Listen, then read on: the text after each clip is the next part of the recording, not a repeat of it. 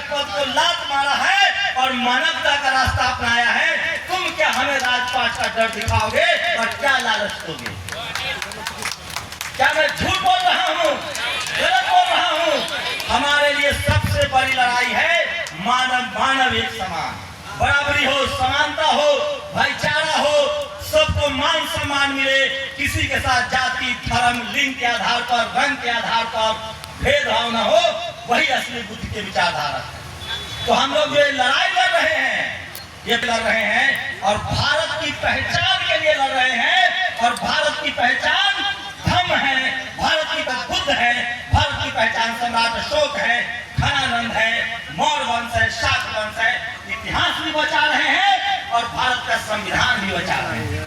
अगर इस लड़ाई को नहीं लड़ा जाएगा तो भारत के संविधान में जो सबको बराबरी का हक दिया हुआ है वो भी खतरे में आएगा। फिर जो चाहेगा सत्ता के दम पर उसका दमन करेगा। इसलिए हम लोग के पास एक बड़ा इतिहास है, हमें गर्व करने लायक इतिहास है, अनुसरण करने वाला इतिहास है। आज सम्राट अशोक की जयंती भी है। उन्होंने हमें बताया है कैसे दुनिया में राजा अपने बेटा को राजा बनाता है। सम्राट अशोक ने क्या किया? उन्होंने अपने बेटा महेंद्र और बेटी संघमित्रा को राजा नहीं बनाया। दुनिया में कहीं इतिहास है ऐसा? उन्होंने अपने बेटा और बेटी को धर्म की विचारधारा के लिए, मानवता के लिए राजपाट त्याग दिया। इसलिए हम लोग नैतिक रूप से, मानवीय रूप से सही आदमी है। इसलिए न हमें किसी से डरना है, न किसी से लड़ना है। हम लोग संविधान मानने वाले लोग हैं।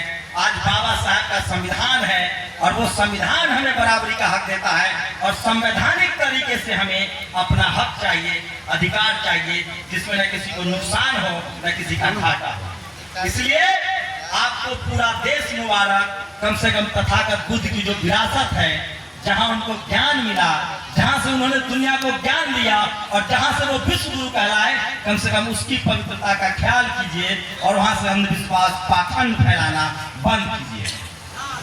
इतनी ही मांग है ना लोगों की, और ये मांग जायज है। मालिक नहीं बनिएगा। मालिक के हमारे बाप दादा गद्दी छोड़ छोड़ के आए, मालिक नहीं, मानव बनने की लड़ाई है ये।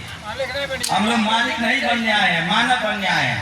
तो ये लड़ाई बराबरी की है, मानवीयता की है, करुणा की है, दया की है।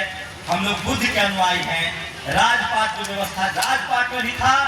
जब राजपाट भी चलता था, राजाओं का भी दौर था, तो हमारे राजा मानवीय हुए। और जब लोकतंत्र का भी दौर आया तो हमारे पुरखों ने स्कूल खोले, अस्पताल बनवाए, कॉलेज यूनिवर्सिटी बनवाई। बाबा साहब ने ज्ञान विज्ञान का रास्ता दिया। तो जय संविधान।